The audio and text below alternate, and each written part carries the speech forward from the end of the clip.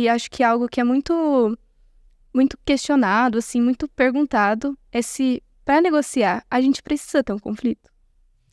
Ótimas perguntas para a gente começar, então, a nossa conversa. Bem, sobre o que é negociação, faz muito sentido para mim um conceito que o William Ury propõe de que a negociação nada mais é do que uma comunicação de mão dupla. Essa é a essência da negociação. Então, toda vez que a gente precisa e escolhe, né, tomar alguma decisão, seja individualmente ou com alguma outra pessoa, a gente vai passar pela negociação. Então, a essência da tomada de decisão é a negociação. Então, isso já responde também a tua terceira pergunta de que não é necessário ter um conflito para existir uma negociação. Então, toda vez que a gente tiver algum interesse que precise ser considerado para uma tomada de decisão ou também para resolver um conflito ou buscar resolver um conflito, nós estaremos diante de uma negociação. E isso é bacana, né? Porque falando disso, da questão do conflito, que às vezes a gente acha que precisa ter um conflito, né, para negociar alguma coisa. Nesse livro, né, que a gente colocou, inclusive, aqui, que a gente vai falar depois um pouquinho mais, ele traz exatamente essa ideia de que negociar é muito mais um ato de criatividade do que propriamente um ato de conciliação. A gente fala em negociação e a gente já pensa, eu tenho que conciliar, eu tenho que ceder, eu tenho que abrir mão de algo. Quando, na realidade, eu estou falando muito mais de um pensamento estratégico para gerir um determinado conflito, ou para gerir uma determinada situação, ou para gerir uma determinada relação que a gente pode estar construindo a partir disso. E aí a negociação vai nos ajudar com ferramentas e estruturas estratégicas que a gente possa criativamente construir, inclusive, outros caminhos que talvez a gente não tivesse pensado para caminhar numa direção X. A gente pode construir o X mais 1, o X mais 2, e assim a gente pode usar dessa criatividade, desse estímulo, e a negociação se proporciona muito para isso também. Então, assim, conflito não é o requisito para que a gente comece um processo de negociação. Exatamente. Então, reforçando o que a Gabriela falou no início, de fato, a negociação faz parte da nossa vida, das nossas relações, da forma com a qual a gente se comunica, e também ela pode ser analisada a partir de estratégias e metodologias, né? Então, apesar de ser algo que é natural, que pode ser desenvolvido, que é um pressuposto, como eu disse anteriormente, até mesmo para a tomada de decisão, ainda assim, ela também é uma competência a ser desenvolvida, porque técnicas precisam ser utilizadas e podem ser utilizadas a partir de diversas metodologias e até mesmo para decidir qual é a estratégia mais adequada para se realizar uma negociação.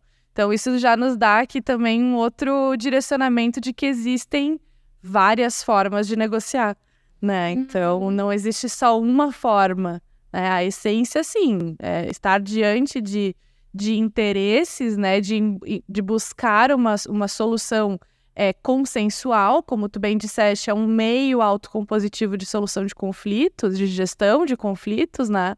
Mas podem se adotar estratégias diferentes. Sim, muito interessante. E acho que uma dúvida que também surge muito a partir disso tudo que você falou é quando que a gente vai escolher a negociação, né? Dentre todos os outros meios que a gente tem no sistema de justiça multiportas, como que a negociação vai ser encontrado como ideal? Toda vez que as pessoas tiverem interesse de maneira consensual resolverem seus conflitos, estarem dispostas a entrarem nessa comunicação de mão dupla, como o Ury fala, a negociação se faz possível, né? E é interessante a gente pensar que quando a gente fala de negociação, a gente pode falar de uma negociação direta ou de uma negociação assistida. E o que isso quer dizer? Também é uma forma da gente analisar a negociação. Aqui nosso foco talvez seja mais a negociação direta, que é quando os próprios envolvidos numa situação de tomada de decisão ou de conflito negociam diretamente, ou seja, eles estão ocupando o papel de negociadores.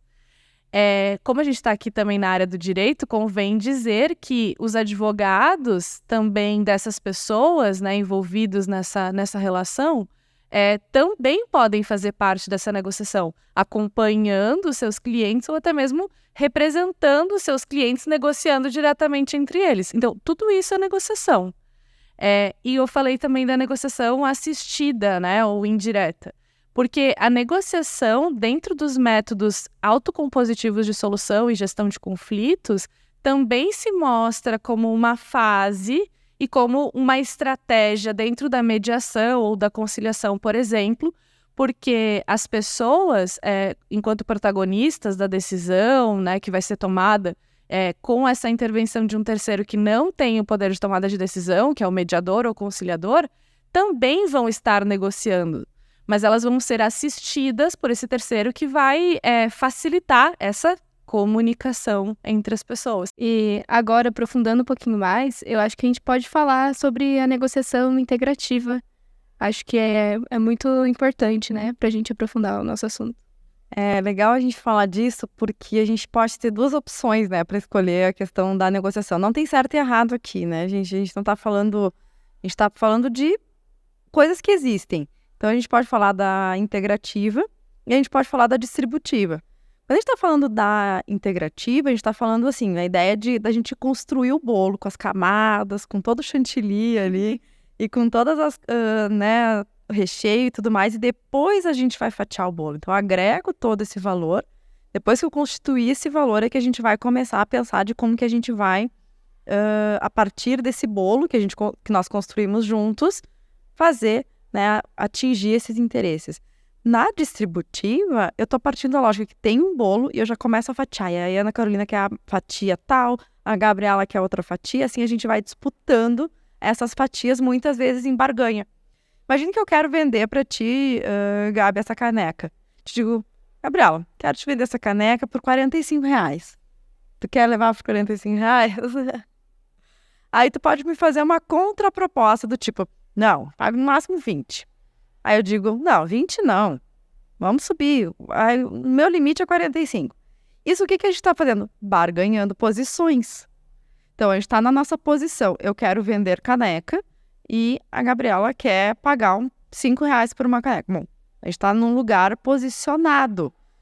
E aí, enquanto a gente está nesse lugar de posições, a gente está só barganhando. Ah, Isis, mas isso funciona em alguns cenários? Sim, funciona. Tinha até um programa de televisão que fazia isso, né? Então, a gente pode olhar para isso em algumas situações complexas, a barganha não vai funcionar. Se a gente tiver um conflito, por exemplo, societário, em que a gente tem duas grandes empresas, uma dissolução patrimonial gigantesca, ou até mesmo questões mais complexas envolvendo, né, diversos cenários aí em que a negociação pode estar, essa barganha dificilmente vai ser eficaz para a gente chegar naquilo que a gente estava falando, que é o meu objetivo, o meu interesse e a minha necessidade. E que, assim, desculpa me atravessar aqui, mas... Porque o que acontece? A barganha nem sempre tá ligada aos reais, a realmente ter critérios, né, para barganhar. Por que é R$45 essa caneca? Baseado em que tu chegou nesse valor? Por que não pago R$45, pago 20, pago 5? A gente está usando um exemplo que é super, faz super parte do nosso dia a dia, mas a barganha ela não aprofunda, né, para critérios. E é isso que também é uma grande virada de chave, né, para a gente poder apresentar opções, soluções, respostas, alternativas, né? Afinal de contas, por que eu deveria comprar essa caneca por R$45? Exatamente. Não, e quando a gente está falando da integrativa, a gente está falando disso, numa negociação baseada em quê, então? Em interesses. Eu já estava falando de uma negociação baseada em posições, que seria a distributiva. Então, se a gente olhar para isso, é claro que a gente vai falar aqui, né, do método criado pela Harvard Negotiation, em que a gente está trabalhando exatamente isso. Primeiro, quais são os 4 elementos, né? Quando a gente está falando dessa negociação baseada em interesse. A gente tem as pessoas, então, separe a pessoa do problema. É o primeiro tópico que diz. Não é a minha... Onde a gente falou, o conflito está na relação. Mas eu tenho que olhar para essa situação. Então, eu separo a pessoa. Eu não vou levar para o lado pessoal. Às vezes a pessoa, fulano está levando para o lado pessoal. É isso, eu preciso focar no meu problema para, a partir disso, fazer o quê? Olhar para os interesses e não para as posições. Senão, eu entro na lógica da barganha. Porque eu olhei para os interesses e deixei de lado, né? Atravessei a barreira. As pessoas às vezes falam do iceberg, né? Aquela imagem em que eu tenho a posição, tá aqui no topo, e os interesses estão aqui embaixo, porque eu preciso realmente aprofundar. Isso que a Ana Carolina falou, por que 45? Preciso aprofundar, entender um pouco mais qual é esse cenário. E aí, depois eu passo para as opções, eu vou gerar opções. E gerar opções de quê? De ganhos mútuos. Né? Que essas são as opções que vão favorecer tanto o meu interesse, quanto o interesse da Gabriela. E assim, a gente vai, a partir disso, criar o quê? Critério. Que critério? Um critério objetivo para que a gente escolha, dentre as opções geradas, qual é a que vai fazer mais sentido e que realmente vai proporcionar ganhos mútuos para mim e para a Gabriela.